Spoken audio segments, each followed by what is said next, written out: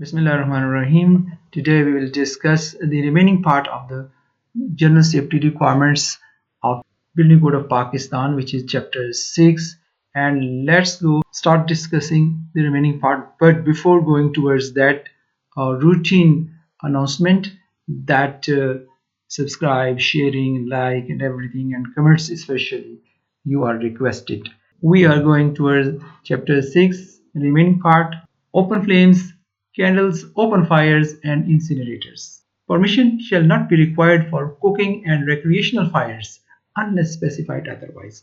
Normal cooking and normal recreational fires are not needed proper permission from the government and other appropriate agencies. But where the burning is conducted on public property, the permit applicant shall demonstrate the permission has been obtained permission has been obtained from appropriate government agency, the owner or the owner's authorized agent.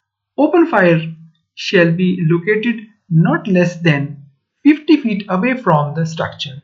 Where there's a building or any structure, you have to start burning and place the burning arrangement away from 50 feet. Burning hours shall be prescribed by the AHG. Recreational fires shall not be located within 25 feet from the structure or combustible material. Two things you have to mind. Not located within 25 feet of the combustible materials unless contained in the proper and approved. If your combustible material is properly sealed and professionally controlled, then you may go over there, otherwise not within 25 feet. Conditions that could cause a fire to spread within 25 feet of the structure shall be eliminated prior to ignition. आप आग लगा रहे हैं, आग लगाने से पहले आपके यहाँ फायर हैजर्ड्स हैं, तो उन फायर हैजर्ड्स को you have to eliminate, मुकम्मल तौर पे खत्म करना है. Then you will go towards that. Then the 6.11 fire protection marking. Shaftways and stairways shall be marked for the safety of firefighters. जहाँ से firefighters ने आना है, वहाँ N होना है, different floors पे जाना है, so that should be properly marked.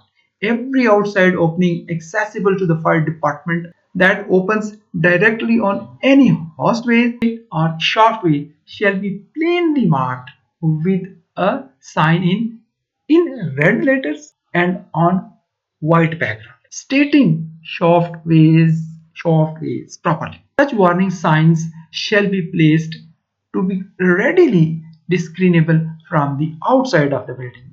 Cut or uncut weed, grass, vines, or other vegetation shall be removed when determined by the AHJ to be fire hazard. AHJ अगर कह देता है कि ये जो आपके बाहर घास फूस जड़ी बूटियां और ये पौधे और इस तरह का तमाम स्टफ जो लगा हुआ है वो फायर हैजर्ड है, तो उसको रिमूव कर दिया जाएगा. When AHJ determines that total removal of the growth is impracticable due to size and environmental conditions.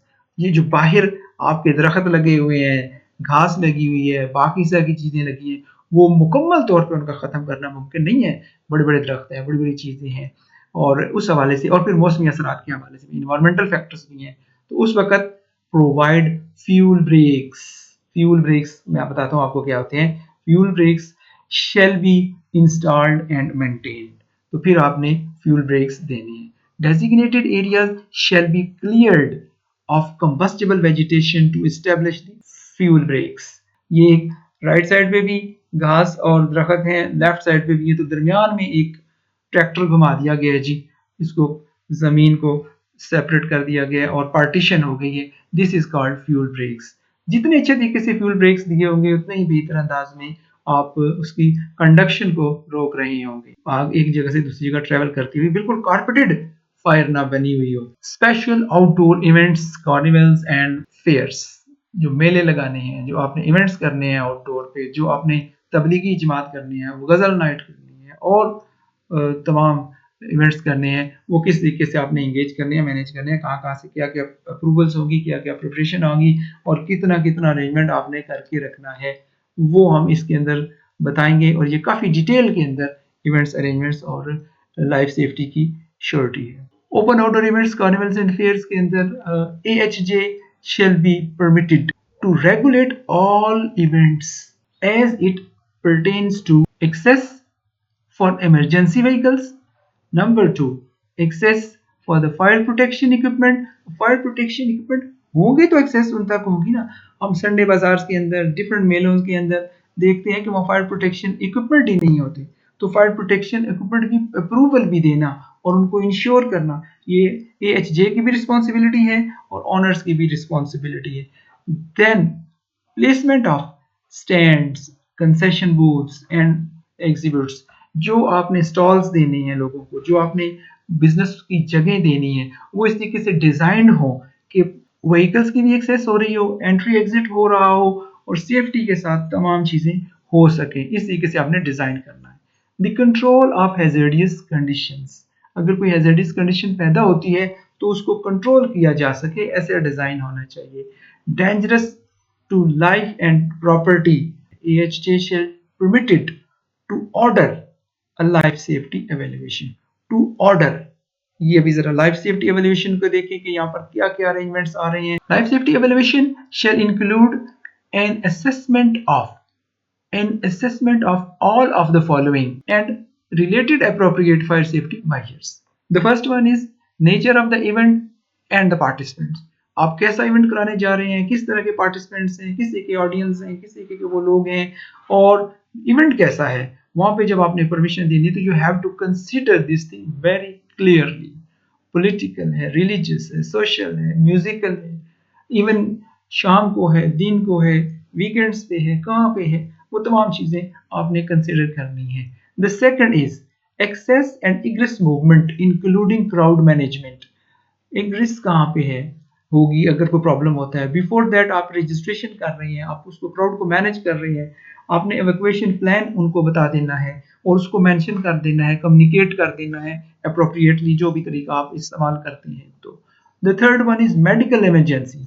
If something occur like this, problem हो जाते तो देन एम्बुलेंसेस ने कहाँ आना है, किसने उनको रिमूव करना है, मेडिकल पार्टीज किधर हैं. All things should be considered before that. Fourth is fire hazards. Fire hazard को असेस करना है, आइडेंटिफाई करना है, कंट्रोल मेजर्स लगाने हैं और उसको प्रॉपर्ली इंगेज करके रखना है, ओवरलुक नहीं करना, वो एक बहुत बड़ा डिजास्टर बन सकता है. फिर fifth is permanent and temporary structural systems. जब आपने स्ट्रक्चर बनाना है, परमानेंट हो, टेम्पररी हो, रिक्रिएशनल पर्पस के लिए हो, बिजनेस पर्पस के लिए हो और या किसी भी रिक्वायरमेंट के लिए आप बनाते हैं, तो you have to be very careful. Proper designing, proper installation, proper उस पर ऊपर फोकस होना चाहिए. Next is severe weather condition. Met department से वेदर फोरकास्ट ले लें वहां की तमाम कि क्या क्या वहां पे हो सकता है उस एरिया में. प्लेन्स में कर रहे हैं, हिली एरियाज में कर रहे हैं, कोस्टल में कर रहे हैं, जहां पे आप इवेंट कराने जा रहे हैं, तो you have to focus that which type of weather condition could be for next 24 hours और next 48 hours and for the whole week कैसा weather रहेगा. And earthquake, God forbidden, if thing like this occurs, you have to inform the agencies accordingly. Rescue वालों को पता हो और जगहों पे आप पास आपका POC हो, पॉइंट ऑफ कांटेक्ट हो, आपका POC कंटिन्यूसली लिजान के अंदर हो और अगर कुछ प्रॉब्लम होता है तो टाइमली इन्फॉर्म करके ऐसे डिजास्टर और ऐसी चीजों को, एक बड़े नुकसान को छोटे नुकसान की तरफ कन्वर्ट किया जा सके. Then civil and other disturbances. If things like this occurs, तो पहले से आपकी अरेंजमेंट हो, बॉम्ब डिस्पोजल हो, लॉ एंड ऑर्डर एजेंसीज के साथ राब्ते हो, रेस्क्यू के साथ राब्ते हो, ये तमाम चीजें you can control easily. Otherwise कोई प्लान्स ना हो, कोई वर्किंग ना हुई हुई हो, कोई एक्सपीरियंस शेयर्स ना हुए हुए हो, कोई मीटिंग्स ना हुई हुई हो, तो how can you go about that. Then next is hazardous material incident within or near the facility. तो properly जो है आपकी केमिकल्स वाली एजेंसीज होती हैं जो केमिकल्स को हैंडल्स करती हैं, जिनके पास प्रॉपर PPEs होते हैं, ब्रीदिंग ऑपरेटर्स होते हैं और अरेंजमेंट होते हैं, वो डिकंटामिनेट करते हैं, उनको आइडेंटिफाई करते हैं, सैंपल्स वगैरह कलेक्ट उन्होंने करना होते हैं फिर इन्वेस्टिगेशन के लिए. ये तमाम चीज़ें पहले से डिस्कशन होनी चाहिए. ये तमाम अरेंजमेंट्स होने के बाद then you will go towards event और carnivals. Relationship among facility management event participants, emergency response agencies and other having role in the events accommodated in the facility. तो तमाम जो स्टेक होल्डर्स हैं उनकी डिस्कशन होनी चाहिए, उनके साथ प्रोग्रेस रिव्यू मीटिंग्स होनी चाहिए और देन वो फोकस करेंगे कि सिक्योरिटी किसी किसी ऑपरेट होनी है, लॉ एंड ऑर्डर की क्या सिचुएशन होनी है, इवेंट को एंड तक मॉनिटर कैसे करना है और फिर इसकी एंडिंग किस तरीके से नहीं और सेफ इसकी क्लोजिंग किस तरीके से होगी। All things will be documented and informed. करवा दें मेला, हो जाए, देख लें कितने ज़्यादा काम करने होते हैं एक आउटडोर इवेंट करने के लिए और हम अपने संडे बाजार और डिफरेंट मेला और डिफरेंट इवेंट्स में जाके देख लें कि किस तरीके का। बट आपको बताता चलूँ, परमिशंस होती हैं, इदारों से बातचीत होती है और इदारे लिज़ान में होते हैं, कोई भी इस तरह से सोया हुआ नहीं होता। डिप्टी कमिश्नर इतना आराम से बैठने वाला रैंक नहीं है। Life safety evaluation shall be carried out in accordance with the following। ये काम भी आपने सारे करने हैं। लाइफ सेफ्टी नैरेटिव देना है और जिसके अंदर इंक्लूड है the owner shall provide the life safety narrative to EHG। अब ऑनर ने ये चीजें देनी है describing the following. Number 1, building occupancy, construction type and intended use and events. ये तमाम चीजें ऑनर प्रोवाइड करेंगे to the AHJ। Second is building area, population capacity of the proposed building और फैसिलिटी कि यहाँ पर कितने लोग आ सकते हैं। 1000 आ सकते हैं तो 5000 का इवेंट ना अरेंज किया जाए। एरिया कितना है बिल्डिंग का वो भी उसके अंदर डिफाइंड होता है। Then principal life and safety features. Next is fire and life safety features, fire and life safety features and strategies for the building including the following. अब ये सारी चीजें अगेन आपने इंश्योर करनी है। नंबर 1, स्प्रिंकलर प्रोटेक्शन है या नहीं है। then smoke control and protection available or not available, then fire alarm visual audible arrangements हैं या नहीं है। next PA system होना चाहिए और must है, नहीं है तो arrange कर लें, होने चाहिए। emergency power and lightning, emergency power supply must है। number of activities चल रही होती हैं which are needed power supply and emergency lighting रात के लिए भी और वेदर कंडीशन के मुताबिक भी ज़रूरी है। Then provision of patrons with disabilities, fire department access। अब फायर डिपार्टमेंट की गाड़ी कहाँ पे आएगी इन केस ऑफ इमरजेंसी, कहाँ से टर्न लेगी, पानी कहाँ से लेंगे और दीगर अरेंजमेंट्स क्या होंगे। They have to make sure before starting the event. Next is fire emergency command centre. एक इमरजेंसी कमांड सेंटर आप बाहर भी बना दें, बिल्डिंग्स के अंदर भी होता है बट वो तो नॉर्मल रूटीन में जहाँ पे ऑर्गेनाइजेशंस चल रही होती हैं वहाँ के लिए। बट आउटडोर इवेंट्स में भी आप एक इमरजेंसी कमांड एंड कंट्रोल बना लें जहाँ से तमाम स्टेक होल्डर्स के साथ आपकी कम्युनिकेशन हो, आउटडोर एजेंसी के साथ भी आपके रब्ते हो और देन बिस्मिल्लाह and let it go, otherwise problems can occur. Facility management operations and plans, facility management operation these shall address the following. अब इसके अंदर क्या चीज़ होंगी फैसिलिटी मैनेजमेंट और ऑपरेशनल प्लान्स के अंदर जो आपने देने हैं। Best practices adopted and organised. दूसरी बात इमरजेंसी प्लान्स, देख लें कितनी जरूरी है चीजें। ये इमरजेंसी प्लान, एवैक्यूएशन प्लान, ये आपने वर्कआउट करके रखना है, मैंने कितने रास्ते देने हैं, किधर किधर देना है, कहाँ कहाँ से बंदों को निकालना है। After that shelter in place plan including capabilities and protection considerations. ये शेल्टर इन प्लेस प्लान भी आपने पहले तैयार करना है।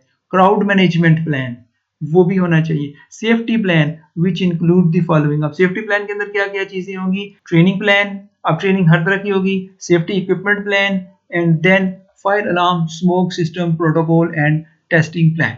ये तमाम चीजें AHJ को इंश्योर हो रही होंगी। Then including first aid and medical treatment plan which include the following: define the level of service, standing orders adopted, SOPs हैं वो बनी हुई हैं कि किस सूरत में क्या करना है।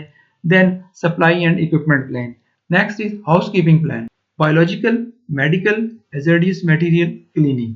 अब हाउसकीपिंग के अंदर आपने इन तमाम चीज़ों को जो कि आपके लिए प्रॉब्लम कर सकते हैं इनको कंट्रोल करना है और इंश्योर करना है। After that emergency communication plan, emergency communication plan के अंदर ये तमाम चीज़ें जो कि यहाँ बताई गई हैं। Emergency management response organisation, emergency response management organisation fire department के साथ, पुलिस डिपार्टमेंट के साथ, मेडिकल के लिए हॉस्पिटल्स के साथ, अदर यूटिलिटीज, गैस, पानी, बिजली और ट्रांसपोर्टेशन अगर आपको ज़्यादा ज़रूरत है और गाड़ियों की, तो उस सूरत में की स्टेक होल्डर्स अदर जो है गवर्नमेंट के और स्टेट के जो ऑर्गन हैं उनके साथ राब्ते होने चाहिए और इवेंट्स आप करवा रहे हैं। कम्युनिकेशन सिस्टम के अंदर स्टैंडर्ड अनाउंसमेंट फॉर इंसिडेंट्स और इमरजेंसी सिचुएशंस, अनाउंसमेंट वहाँ पे होनी चाहिए किसी भी तरह की, न सिर्फ ये कि किसी का बच्चा गुम हो गया है या किसी का पर्स गुम हो गया है, इन चीज़ों की अनाउंसमेंट करें। आपको जब भी डिजास्टर्स के अंदर ज़रूरत पड़ेगी, आपको जब भी एक्सट्रीम कंडीशन के अंदर इमरजेंसी में अनाउंसमेंट की ज़रूरत हो तो आप क्लियरली अनाउंस कर सकें। Next is risk and threat assessment for venue and surrounding area. Venue and surrounding area for the following: severe weather, hazardous material, terrorism और इंट्रूडर, हॉस्टाइल इंट्रूडर। इंट्रूडर आएंगे, किसी को हॉस्टेज बना लेते हैं, कोई और उनके क्लेम्स होते हैं, कोई डिमांड्स होती हैं, तो उस वक्त आपने आम इंसानी जानों को, मासूम शहरियों को बचाने के लिए कोशिश। Next is operating procedure and protocols for risk such as following. कौन कौन से रिस्क हैं जिनके आपको एसओपीज होने चाहिए? Severe weather preparedness and monitoring plan.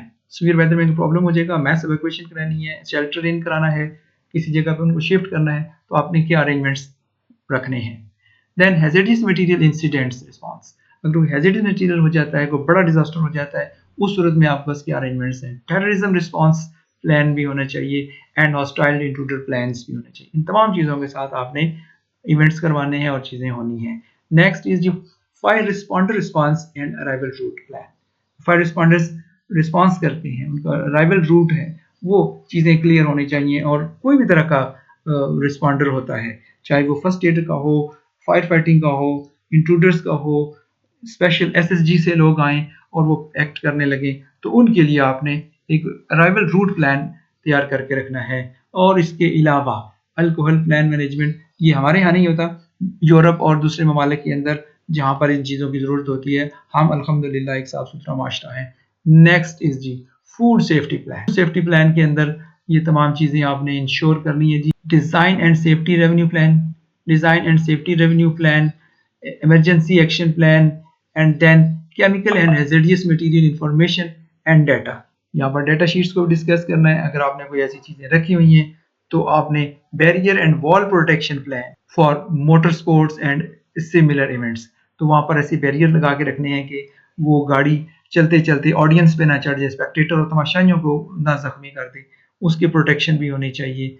Records होने चाहिए तमाम तरह की जो इवेंट्स हो रहे हैं, for the crowd management and for the safety training and for the fire alarm, smoke system maintenance and record. Next is outdoor storage. Outdoor storage of combustible material shall be located within 10 feet of the property line. जो आपने outdoor storage करनी है combustible material की, तो उसके अंदर भी ये डिस्टेंस कंसीडर होना चाहिए। The separation distance shall be allowed to be reduced to 3 feet for storage not exceeding 6 feet height. और इसी तरीके से combustible material shall not be stored beneath the building unless specifically constructed and protected for this purpose. हमारे यहाँ आमतौर पे होता है बेसमेंट्स के अंदर, सीढ़ियों के नीचे और ऐसे बिल्डिंग्स के नीचे हम कंबस्टिबल मटेरियल को बगैर प्रॉपर प्रोटेक्शन के, बगैर प्रॉपर अरेंजमेंट्स के कर देते हैं, जो कि बाज़ औक़ात बहुत बड़े हादसात की वजह बनती है। Combustible storage in the open shall not exceed 20 feet in height. Next is storage of combustible materials. Ceiling clearance कितनी होनी चाहिए ऊपर से नीचे उस तक, और स्प्रिंकलर का क्या अरेंजमेंट होना चाहिए, इसको भी हम देखते हैं। Storage shall be maintained 2 feet or more from the ceiling in non-sprinkler area. Shelving and storage directly below the sprinkler shall not extend above a plane located 18 inches below the ceiling of the sprinkler deflectors. जो sprinkler का head है वहां पर 18 inch के फासले को ensure करना है। Next is combustible material shall not be stored in exit. Exit point पे, एंट्री पॉइंट पे, जहां से लोगों ने निकलना है, वहां पर ऐसी जगहों पे कभी भी नहीं होना चाहिए। Next is combustible material shall not be stored in boiler rooms, mechanical rooms, network room और electrical equipment room. इन जगहों पे आपका combustible material चाहे solid है, liquid है, नहीं होना चाहिए। अदरवाइज इसी के अपने केमिकल रिएक्शन से और इसी के ऑक्सीडेशन से बहुत बड़ा डिजास्टर हो सकता है। Materials and supplies for the operation and maintenance of the equipment in the room shall be permitted.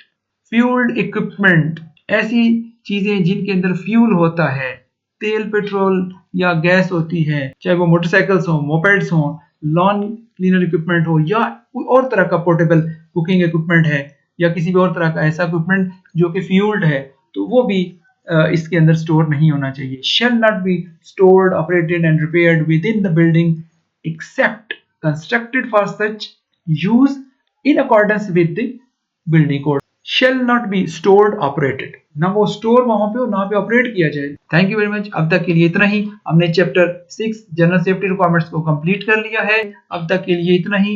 इंशाल्लाह मिलते हैं नेक्स्ट चैप्टर 7 के साथ। अल्लाह हाफिज।